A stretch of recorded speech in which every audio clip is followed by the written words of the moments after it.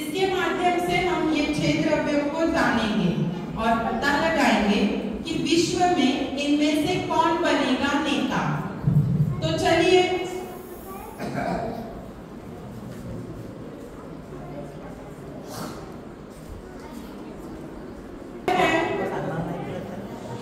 हमारे सबसे पहले द्रव्य को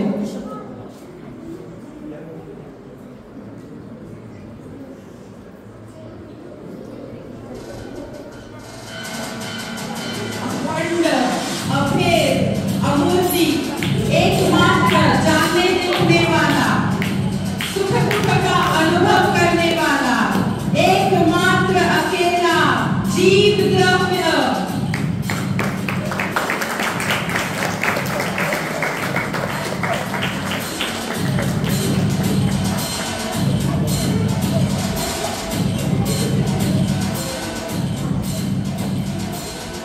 स्पर्श रस गंध वर्ण का आधारी दुनिया का एकमात्र दिखने वाला, जिसने तीनों लोगों में बिछाया है अपना जाल,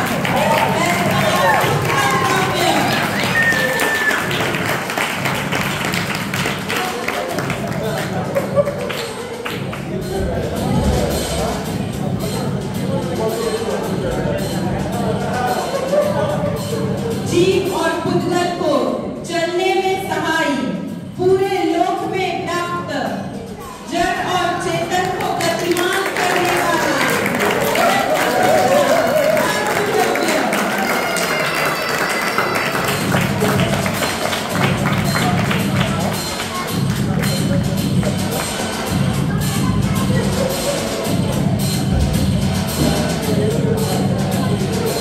स्वयं ठहरते हुए जीव और पुद्गल को ठहरने में निमित्त 5 अस्थिकायों में से एक ऐसा अखंड द्रव्य।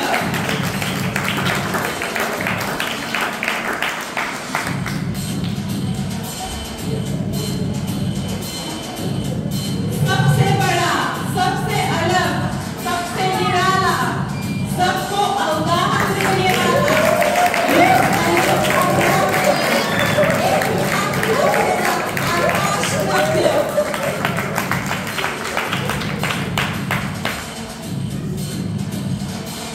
स्वदेशी परंतु सबके परिणामन का निर्णायक, लोक का निर्णायक, एकमात्र परिमाण काल द्रव्य।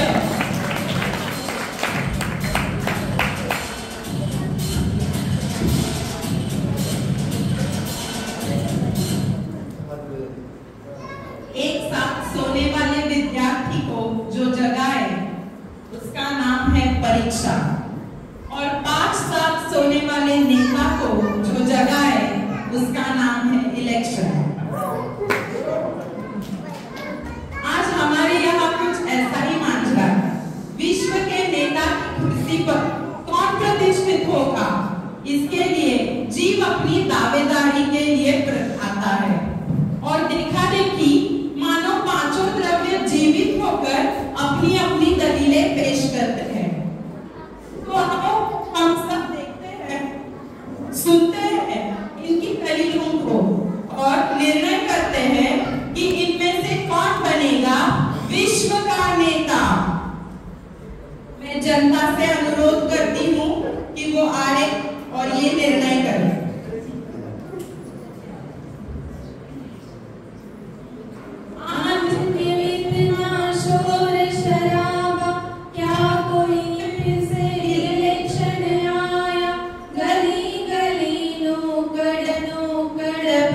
आम सभा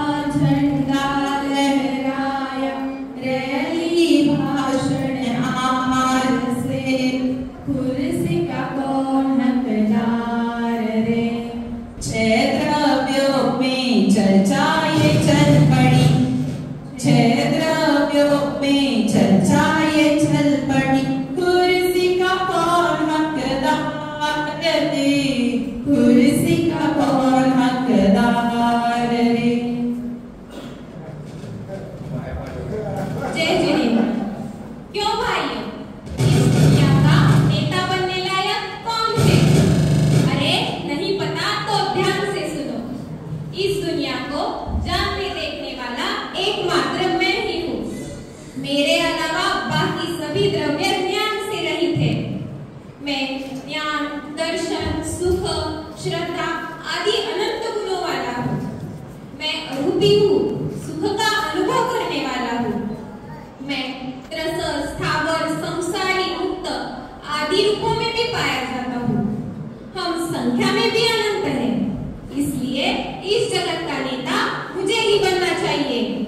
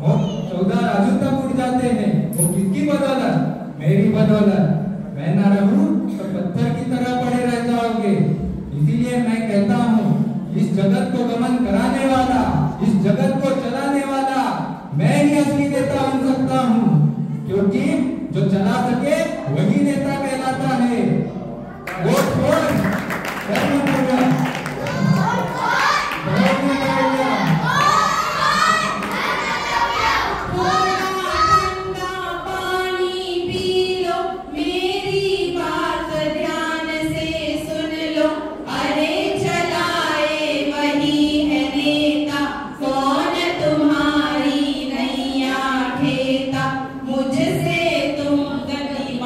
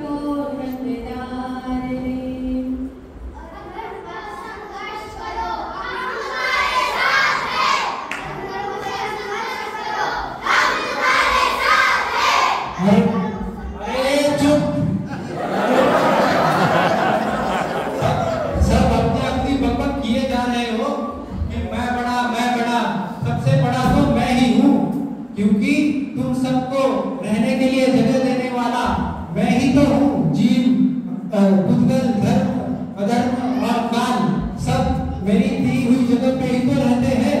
और इतना ही नहीं, आलोक में अनंत जो जगह है वो उसका सबका हकदार तो मैं ही हूँ।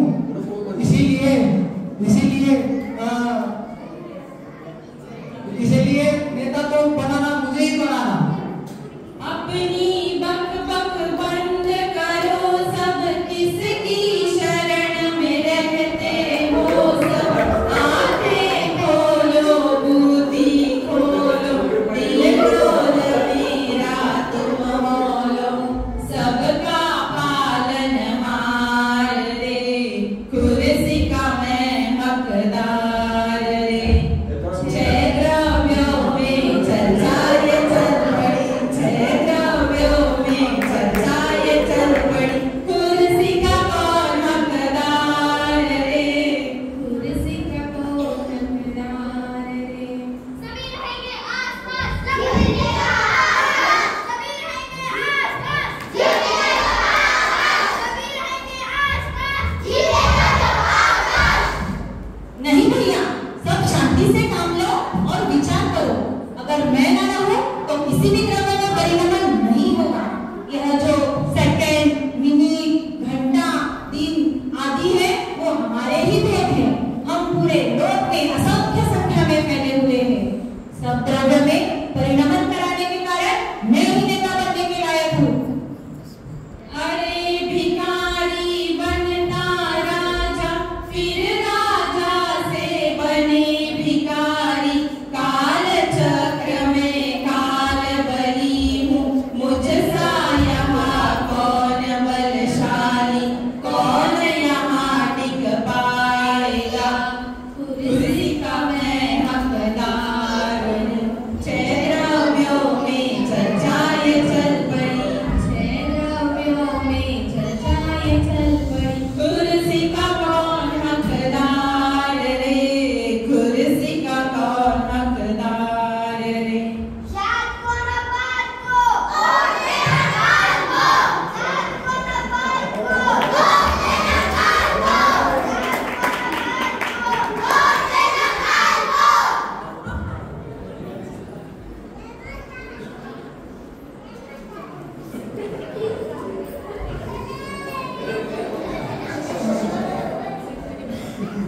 अरे भाई, कैसा शोर शराबा चल रहा है?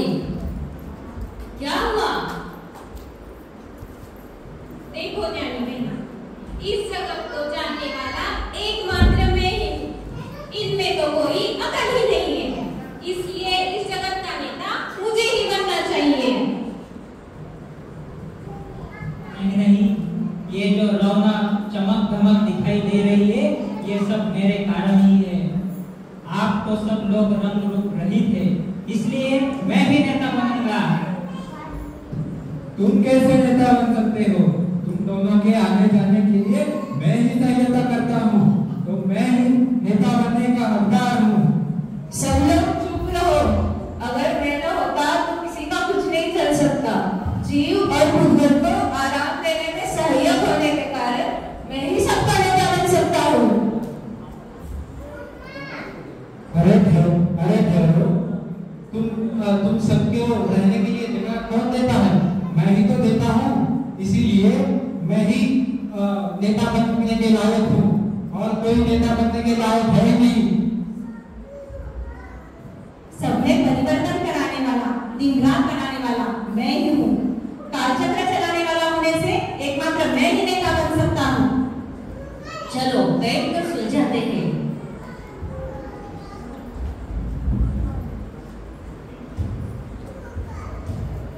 ओहो, तो यह नेतागिरी तुम्हारे में भी आ गई। आप लोग जरा मेरी बात ध्यान से सुने, फिर निर्णय करना कि नेता कौन बनेगा।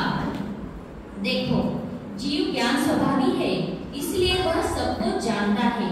यह बात तो सही है, पर जीव भाई सभी द्रव्यों में प्रमेयत्व गुण है, इसलिए तुम ज्ञान से जान पाते हो। इसमें घमंड करना या नेता बनना कौन सी बड़ी बात है। यानी बहना आप सही कह रही हैं, अब ऐसी गलती नहीं करूंगा। और पुत्र भाई, तुम्हारी चमक दमक को अगर जीव न जाने तो दुनिया में किसी को पता ही नहीं लगेगा कि तुम कौन हो, कैसे हो, कितने हो।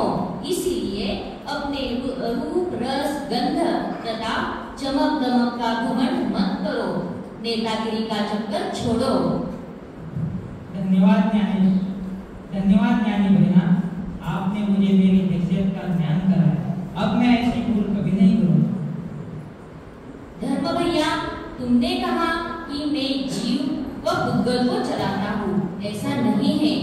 तुम चलाते नहीं हो। जीव और पुद्गल में अपनी क्रियावत शक्ति है।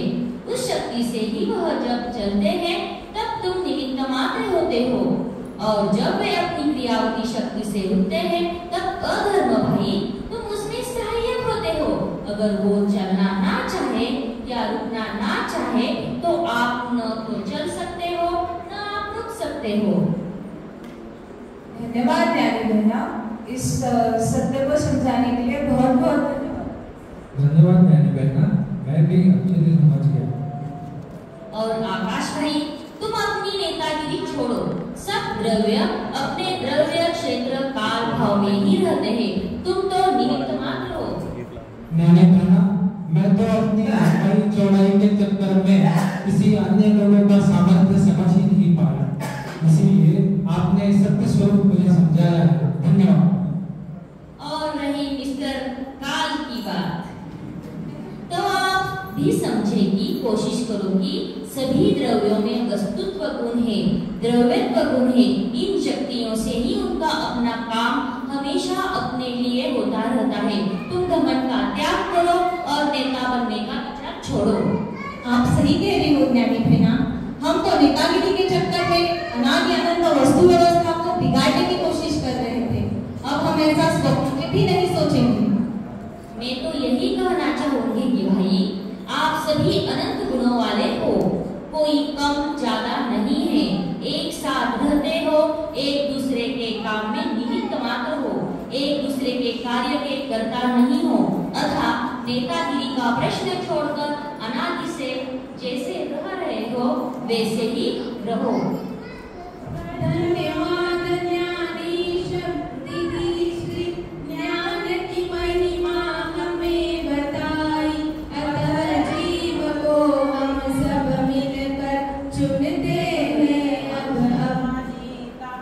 जीव भाई जयकार रे, कुर्सी के तुम हकदार रे।